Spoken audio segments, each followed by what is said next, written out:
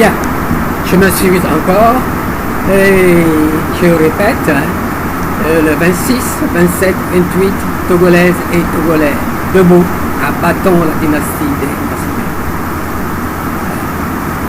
Ceci, en fait, résume mon intervention sur le Togo. Je ne peux finir sans, ma foi, dire merci, merci, merci aux poules des blogueurs, à la jeunesse togolaise qui est sur le terrain, à la diaspora togolaise qui s'est mobilisée en Amérique, en Europe, il y a 2 jours, à Brême, c'est-à-dire Bremen, en Allemagne. Tous ceux qui le pouvaient se sont présentés et ils ont également manifesté et exigé le départ de Gnassingbé, de mettre fin à la dynastie des Gnassingbé. Et bien entendu, ma conception a toujours été ceci. C'est avec ça que je vais finir sur ce point. Cette lutte que nous menons depuis donc les années 60, je l'ai toujours considérée comme une autoroute, avec ses entrées, des bretelles d'entrée et des bretelles de sortie. C'est une lutte de longue haleine à laquelle participent les patriotes. Mais il se trouve que sur ce parcours, il y aura d'autres qui vont venir, on va cheminer ensemble et à un moment donné, ils vont sortir pour différentes causes, pour des causes naturelles ou pour intérêts personnels vont quitter, c'est-à-dire des trahisons. Je peux vous donner quelques exemples. Alpha Condé, par exemple, a été un de mes dévanciers à la Fédération des étudiants d'Afrique noire. Ce monsieur à côté duquel j'ai appris le militantisme, appris un certain nombre de choses. Il a même été président de la FEANF. Il a beaucoup souffert. Il ne pouvait même pas rentrer dans son pays. Tout comme bon nombre d'entre nous de cette période. Sylvain Mbemba, des gens du Congo. Et bien d'autres. Côté Mali, côté Burkina Faso, on était ensemble, on militait tous au sein de la FEANF. C'est là que également j'ai connu Nachaba. Et quand nous avons exclu Nachaba du mouvement étudiant, j'étais président de la section de Paris, de la STF, pardon. À cette époque, j'allais aussi bien à la STF qu'à l'AED, du Dahomey, parce que je suis né au Dahomey, fait une partie de ma scolarité au Dahomey. Mes parents sont des gens de la frontière, du Bénin et du Togo.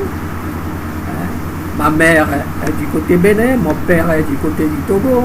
Lui aussi né au Bénin avant, mais a fini par grandir au Togo comme moi. J'ai participé au mouvement de l'indépendance. Et grâce également à l'éducation familiale, je suis devenu ce que je suis. Bien, mais ce n'est pas tellement ça aujourd'hui. Ce qu'il faut dire, c'est que cette lutte, revenant à Alpha Condé, quand finalement il est devenu président, il a même été le premier à violer. Les autres sont restés, ont fait comme Sékou Touré lui-même. Et il a fait son 3e mandat, a tué plein de jeunes Guinéens et tout. Avant que Doumbia n'arrive, le fasse, le fait tomber.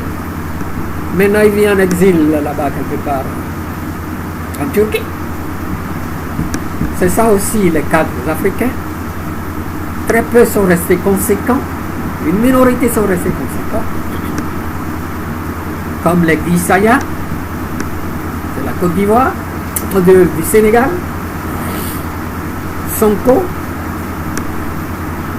Diomaye Faye, et bien d'autres.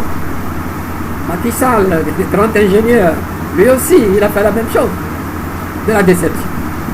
Ne parlons même pas de Ouattara. Ouattara, je l'ai connu en Côte d'Ivoire. en tant que voltaïque et directeur de la Banque africaine de développement. Et il y avait une inondation dans une ville où j'étais en fonction. Il est venu, je l'ai vu, c'est un monsieur qui, tranquille, mais il était burkinabé. Par la suite, eh bien, il est devenu ivoirien, tout comme moi aussi je pouvais devenir ivoirien, mais j'ai choisi de ne pas le devenir. J'ai choisi de ne pas le devenir. J'ai toujours préféré garder mes nationalités africaines. Voilà, dès le départ, un certain nombre d'entre nous, des militants africains, on a préféré garder nos nationalités africaines. J'en fais partie. Bon, alors, cette autoroute a des sorties pour des raisons personnelles, familiales ou naturelles. Eh bien, on s'écarte. Mais l'autoroute continue. Et, à un moment donné, on passera le relais à d'autres. Et je suis content que j'ai pu voir 2025 où des jeunes qui peuvent être mes enfants ont pris le bâton. Et ma foi, dans la mesure du possible, je ferai tout ce que je fais pour apporter mon soutien, mon témoignage et les encourager.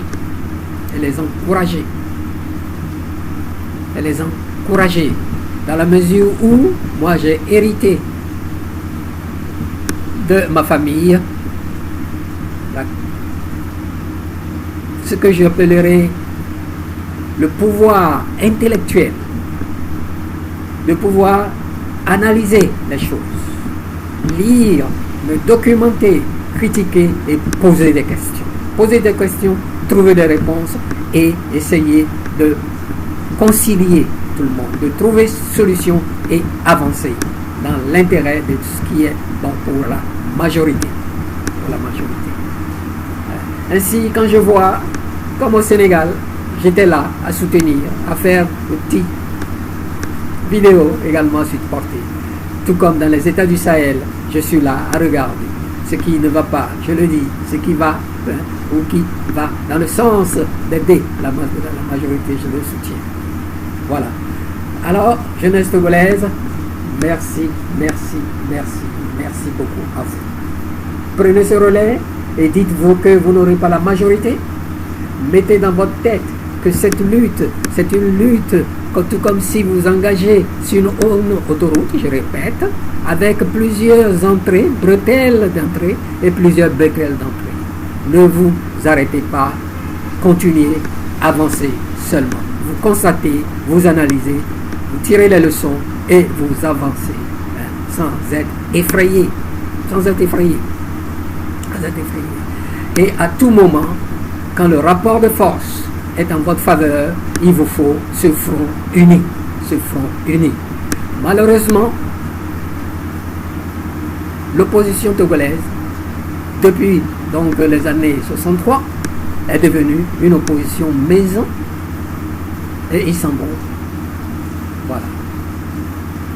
À la soupe. Ils s'en vont également boire le bon lait, mamelle de loyauté et de fraude de la population, de cette dynastie, qui nous martyrise depuis donc des années. Voilà donc mon mot de la fin. Ayez ça en tête. Je me répète peut-être. Cette lutte est une lutte de longue haleine. C'est comme une autoroute avec plusieurs entrées, c'est-à-dire plusieurs bretelles d'entrée et plusieurs bretelles de sortie. Soit pour des trahisons, pour des raisons personnelles, pour des questions naturelles, décès, etc. Pour des gens comme vous qui prennent la décision d'avancer. Il ne faut pas que ça vous arrête. Continuez, avancez seulement avec le bon mot d'ordre, le bon slogan en face, après analyse de la situation et le rapport de force. Quand le rapport de force n'est pas en votre faveur, vous temporisez. Ce qui a été le cas de bon nombre d'intellectuels africains qui sont partout dans le monde. Je ne dirais pas que de Togolais. le rapport de force. Mais là, le rapport de force est favorable. Le 26, 27, 28, il faut que la dynastie se dégage. Mais soyez intelligemment. Modérez vos forces. N'allez pas dans de simples provocations, etc., etc. Je vous remercie. Bien des choses à vous. Du courage. Je suis. Nous vous soutenons. Il y a beaucoup qui individuellement, comme moi, il y a d'autres qui sont en groupe pour faire les choses. Sachez que nous sommes derrière vous. Nous vous soutenons. Et à bientôt.